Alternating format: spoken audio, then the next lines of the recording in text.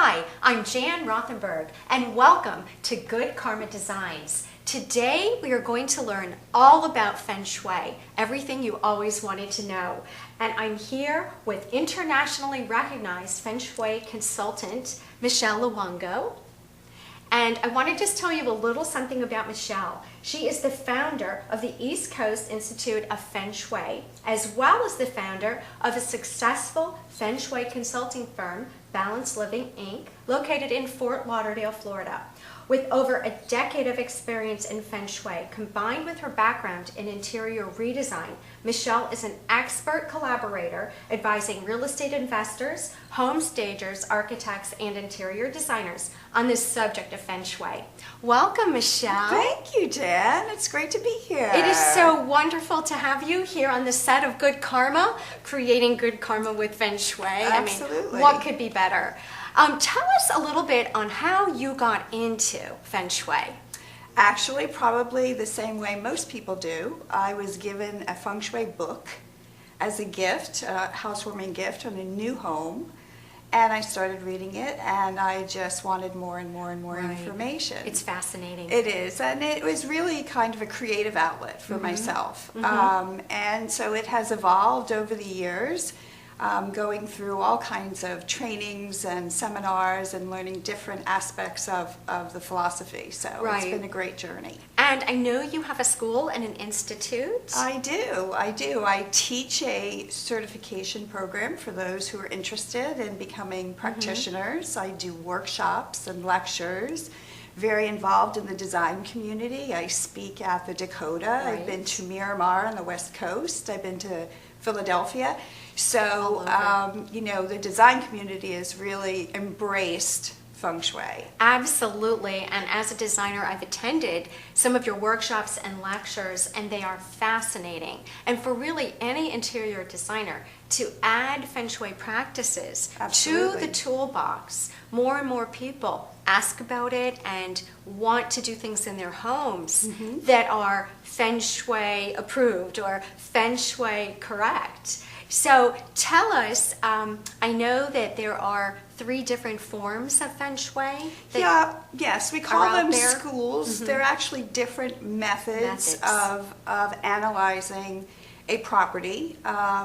The easiest actually is coined the phrase Western, and basically we've adapted and all of the tradition from Asia into the way we live here in the United States. Right, because it's a very old practice, It isn't is it? very, very, going back 5,000 years. That's very old. So Ancient. that is really the easiest method to learn. And then there is a compass, or it's also called classical or traditional Feng Shui, which has more of an Asian appeal to it.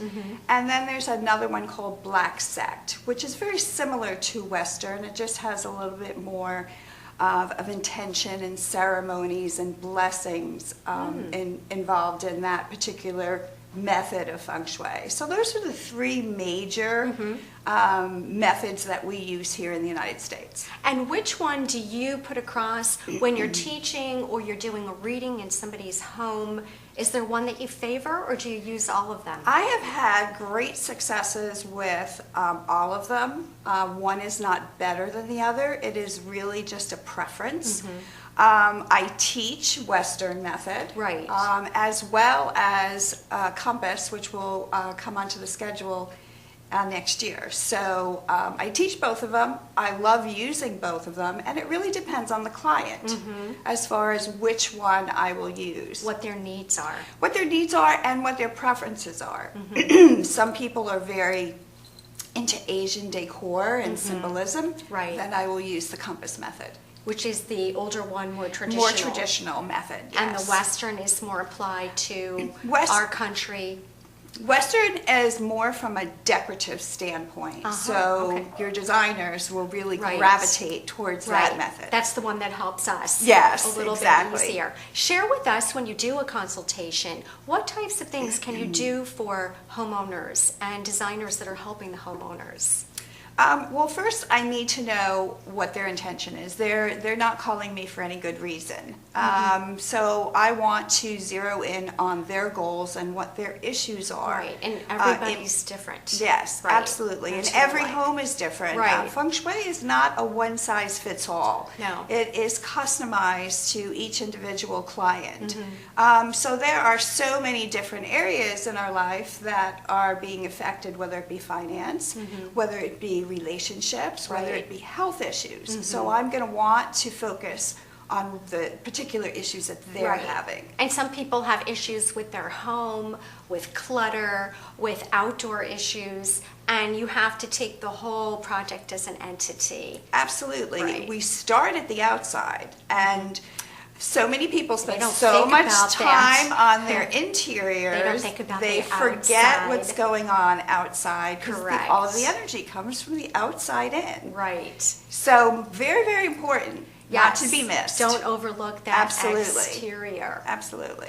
Well, we'll talk more about that later, but here we have the Bagua map behind us, and everybody wants to know about the Bagua. So can you tell us a little bit? Absolutely. It's the foundation. Yeah, it is the foundation, the core foundation of Feng Shui, and every method of Feng Shui uses the Bagua map, just in a different way. The one that is behind me, this is based on the front door. This is laid on the floor plan. Which is Western. Western. Right. Okay. Correct. Based on the front door. Your compass method will use the direction. Right. So it's the same. But it's it depends different. where east and Yes, west is. Exactly. So based on this map, can you tell us a little bit about the places in the home where the exterior correlated with the parts of our life that are affected? Yeah, it's called the 8 Aspirations of Life, and basically this Bagua map covers every single aspect of your life. And when you lay this on your floor plan and you look to the rooms that fall, let's say in the relationship area, and we've got an abundance of clutter or issues going on in that room, then we can zero in and find out why there are issues. So it's very telltaling, the Bagua. And we call it the magical square because it's amazing what you can see just when you lay this map, that we call it, on the floor plan. Correct. And I also remember from my course with you is laying it over the entire exterior and drawing lines and finding that one space was actually missing. If the house is shaped like an L or a U, Correct. you may have a missing part. Exactly. So maybe you can tell us a little bit The of that. entire home needs to go under the Bagua map. So if you have an lanai, you have a terrace, you have a balcony, you have a deck, that is part of your living space, and a lot of people overlook that. Right.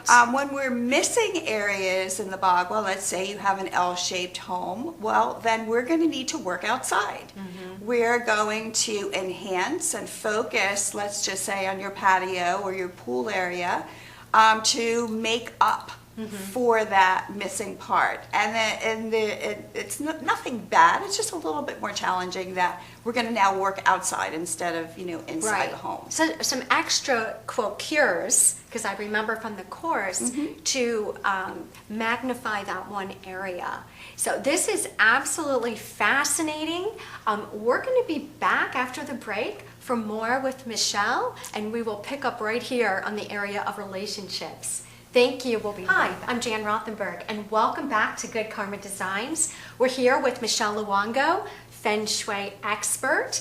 And big question, how do we create better relationships via Feng Shui? Well, first of all, we need to focus on being part of a couple.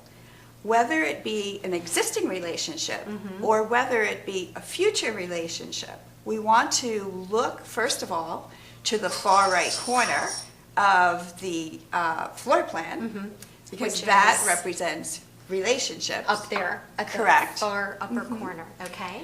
And we want to decorate in pairs. Pairs. We want to be part of a couple, or we're trying to Right. improve that Right. that couple relationships. So put a pair, let's say, of candlesticks. Candlesticks, or 2 throw pillows, 2 books, anything. in that And- relationship area. and of be the home deliberate. or of the room, and be deliberate with the intention.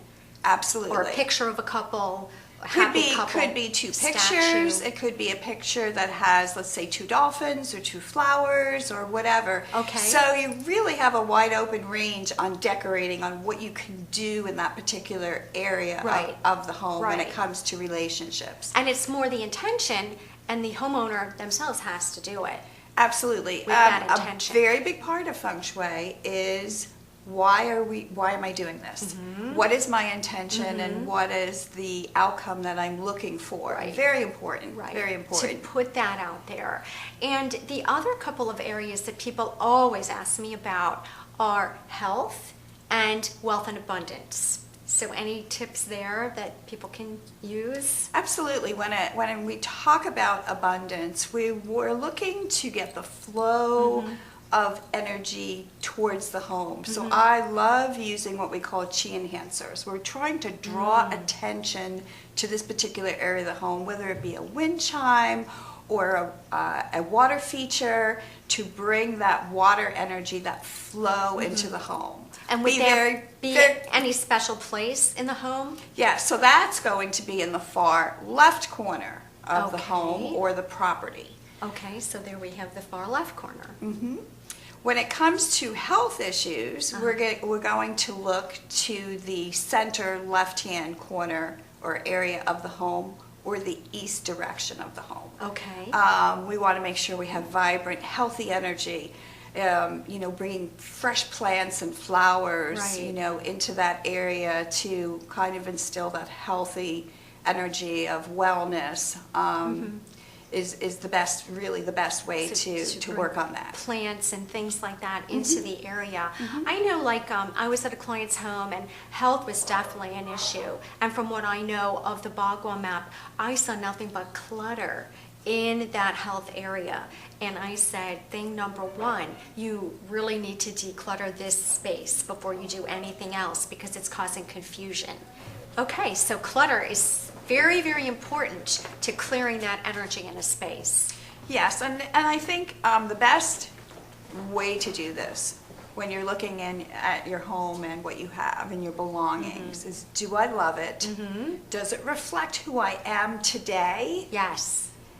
Then you can make that decision whether it needs to go or stay. Right. Very And- important. And does it reflect where I'm going in life? I've had clients where things are hanging on the walls that remind them of very bad memories and things they don't want to recreate. And when we took them down and replaced them with new, refreshing art, everything uplifted. So it's another element of reflecting where you're heading, not where you've been. Oh, absolutely. And we can segue back into relationships and keeping things in your home from past relationships. That's a killer. Love letters, like all of the, Right. all of this. Ties you to the past Exactly. relationship. We're looking to move forward in life. And so if there's Right. anything in your home that really pulls your energy down and you don't feel good when looking at that item, then it needs to go. Time to go. Absolutely. Or box it up and take it to a storage facility so that it's not in your current space, if you must keep things. Absolutely. And donating things. Donating, I mean, repurposing, new energy to somebody else that absolutely. would love it. Absolutely. And that's good feng shui. That's good karma. That's good karma. There you Yes, go. we can create a lot of good karma by giving things away Absolutely. to those that need them. I'm very Absolutely. big on that. And just tell us briefly about the elements, the 5 elements. 5 elements, very important theory in Feng Shui. The Chinese believe that everything in the universe will fall under one of these elements, and there's fire, earth, metal, water, and wood, metal and wood. And so everything in our environment falls onto one of those categories, and the goal is to create balance in the home. So we need to have all of these five elements in each area of our home to create that balance. And balance is so very important. Absolutely. At the close of our show, we will show some rooms that have definite balance with 5 elements. Stay tuned for more. We'll be back right after the break. Hi, welcome back to Good Karma Designs. And we're just finishing up with Michelle, our Feng Shui expert. Do you have any closing tips that our viewers can do at home for better Feng Shui? Absolutely. The first and the most important area is your front door. Make sure that it's clean, make sure it's refreshed, make sure the door doesn't drag, there's no, squeaks there, the doorknob opens easily, and that there is a clear pathway to your front door. This is what we call the mouth of chi. This is where all the energy enters your home. Very important area and a big focus to get started. And very much overlooked, because often we don't think about that front door. So it should be clean, in good working shape, and easy to get to, inviting that chi into the home to create more good karma.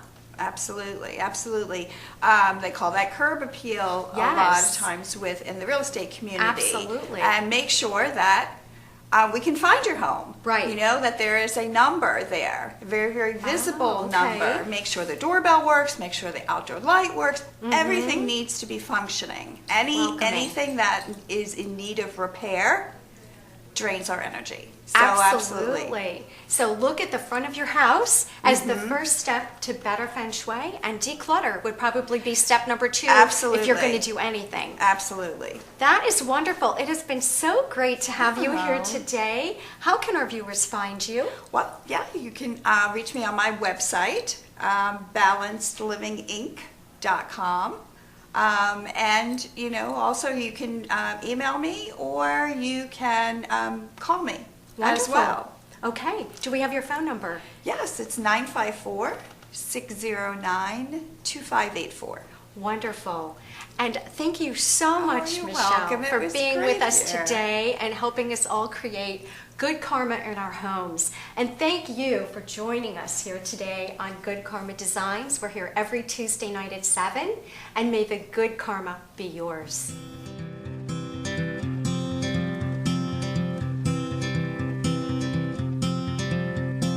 Hold on to me as we go, as we roll down